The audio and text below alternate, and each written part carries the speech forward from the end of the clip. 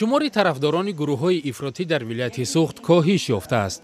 در این باره نماینده وزارت امور داخلی تاجیکستان دوم ایون در یک میز مدور که در آن درباره مقاومت علیه تروریسم صحبت میشد در شهر گلستان سوخت تاکید کرد.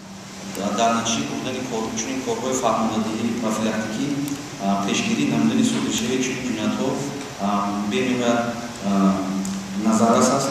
غالب قادیروف معاون اول شعبه کارهای داخلی مبارزه با تروریسم ولایت سوخت گفت سال پیش اگر 200 نفر را با اتهام پیروی از حرکت‌های ممنوع بازداشت کردند، امسال این رقم تا 100 هم نمی‌رسد. بالعکس کم شده است و شاید بالنهایه شاید کسی امسال‌ها گرویده نباشند، لیکن گپ در سر آن است که خطر هست.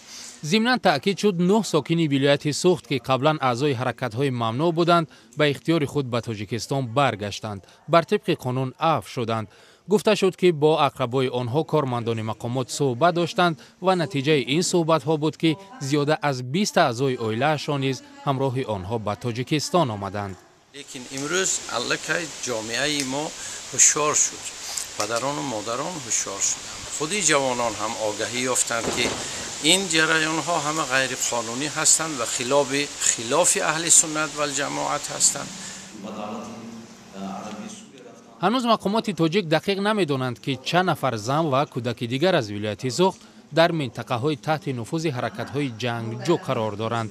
آنها تنها درباره 80 زن و کمتر از این رقم کودک می‌دانند که در سوریه و عراق قرار دارند.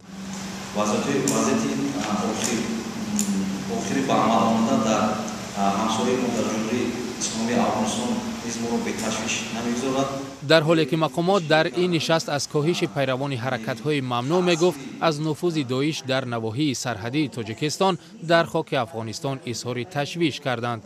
آنها گفتند مقامات تاجیک تلاش دارند تأثیر این حرکت‌ها را در نواحی سرحدی کم کنند.